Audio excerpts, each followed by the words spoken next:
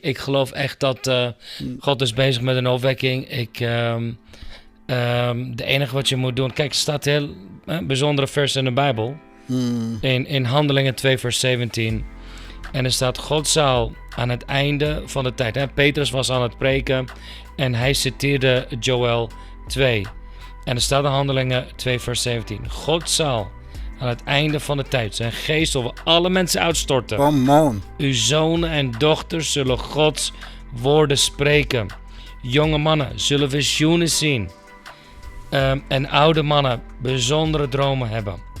In die dagen zal God zijn geest ook uitstorten over alle die hem dienen. Mannen zoals vrouwen, zij zullen zijn woorden spreken. Wow. En hij zal wonderlijke dingen laten gebeuren in de hemel en op de aarde, bloed, vuur en rookwolken. Look at that. And this is just a kickstart of the scripture that we are going to deal with. And I'm going to read it in English as well. Yeah. Because Joel 2:28-29, we are just reading, it says, "And it shall come to pass afterward that I will pour out my spirit upon all flesh, and your sons and your daughters shall prophesy. Your old men shall dream dreams, your young men shall see visions, and you and also upon the servants and upon the handmaids in those days will I pour out my spirit." Yeah. And that's just a powerful scripture to kick us to get started. Let's just get started with segment 1. In this segment we are talking about the coming revival in Holland and the rest of the world. And as we spend time to just how can I say it, just chewing on this topic of coming revival in Holland and the rest of the world, because we're in the Netherlands, that's our home country, you know, and then knowing that we've had that movement here, not just in the US, not just in Africa and so forth, but we've had it here. Revival is an exciting and powerful concept in the Bible, so it's not a strange thing. It's a time when God breathed new life into his church and people. Brother Rami, what do you think about the idea of coming revival in the Netherlands and also globally? Okay. English or Dutch? Whatever you're comfortable, yeah. Okay. Let me say that in English. Yeah. All right. This is what I believe. It start with worship. Come on. It really start with worship. I have a worship ministry. Not that I do worship. You know, I go with the boats on the canals and worship God in all the places. Amen. In the canals, where? Throughout the Netherlands? Throughout the Netherlands. Okay. And so far you've done it in which cities? I done, I think, 9 cities right now. 9 cities. Amsterdam, 2 times. I done in Utrecht, Groningen will be next, in Zwolle. So all kind of places. And because the canals is actually where things moves, come in and come out, right? And I believe that this is it's like you put the glory of God on the around the city. Come on. Okay? Yeah. Because it's the heart of the cities is the canal. Is the centrum. Okay? So spiritual. What you're just saying is so spiritually significant. Yeah. Go on, please. Yeah. So this is what I think. It's not when you see in the US, right? Let us worship with John Foyt.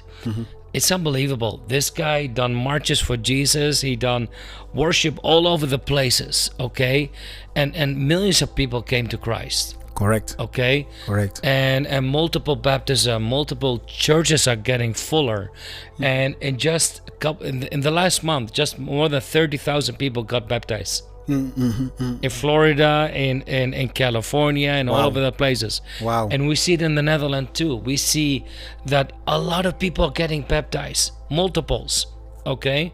Sir. So it's what you seed, and when you pull up the ground, you know, it's time to pull up the ground. You have the time of seeding, and you have the time that the seed will dies, and you give it water. That's the prayers. Come on. We need the prayers. Yes, sir. Okay. When you pray, you are giving water to the seed that the evangelists are throwing all over the places. You know, we had last last week in Amsterdam, and of course the devil attacked. It cannot go other way. Okay. Yeah. And it's so ashamed. Yeah. Before you continue, hold that thought. Don't forget it. Yeah. It's so frustrating when the attack comes, but it does not come from outside, but it comes from within.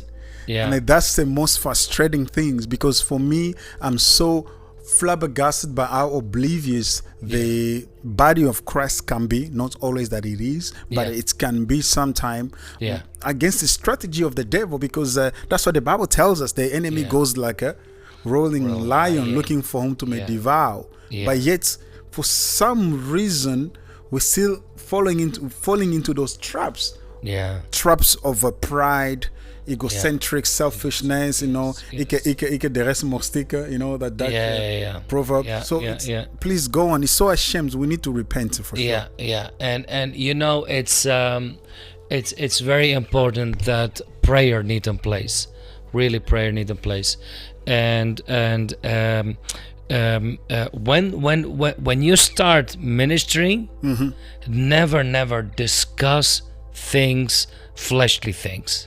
Okay, never. Because you're working into revival, you're working into seeding, harvesting at that time.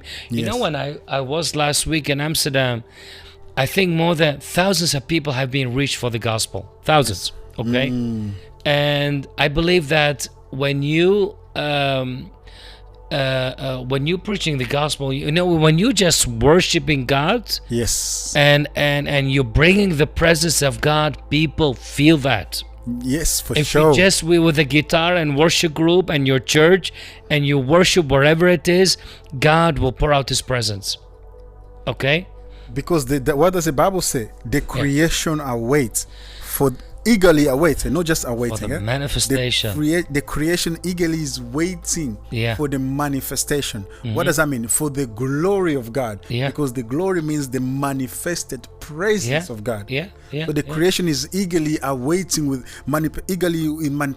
awaiting manifestation of the sons of God. Do you know what they're waiting for? This is really funny. That the bride made herself ready as a bride. Do you know the bride is not in the pajamas right now? I just heard from a prophet. He said it's naked. The church is naked because there's a lot of sin, a lot of things. The church is not making herself ready. That means you're not in the pajamas, but you need to put your bride's clothes garments on. The garments. Make sure your makeups are done. So speaking about the church being ready, we are living in the times and season that is so confusing to many of you out there. To many of you, it's so confusing to especially the younger generations. You know, the Gen Z and the Gen X. They are so confused right now. Why? Because the church is really leading them astray. The church is in a confusion. The church is in how can I say, cacophony, literally. Do you know why? They need to focus on Jesus. But that's exactly my point, because when you do not open your Bible, when you do not read the Word, it means you do not value the relationship. I had this example today. I think you sent me a clip today, and this lady, I think that's what says in that clip. He said, there's a guy who said in the clip. He said, if my father today, God forbid my father would have died today, if my father would not be with us today, but he leaves a note, a book he writes about his instruction, about ideas, about advices, about things that he would like me to know concerning life. Do you think I would just take that thing and just put it on the shelf, let it collect dust, and let it just sit there and I never look at it?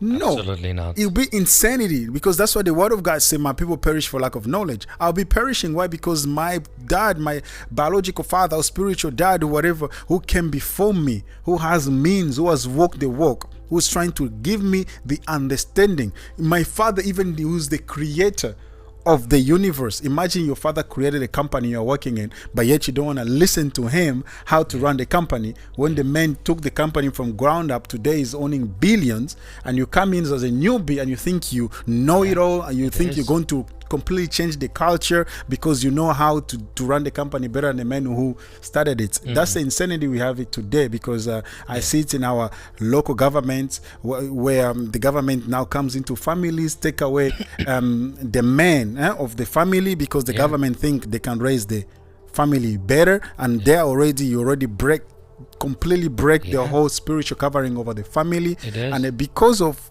all this, when I was watching that video, that's why to just finish that point, and she said, the guy said, it will be insanity for me not to read it, not to keep that book next to me, to read it and reread it and reread it. Why? Because I value my father and I love him. So if you love your father who is in heaven, he has given us this book with instruction, with everything that we need. Why are we compromising? Why are we thinking we know better?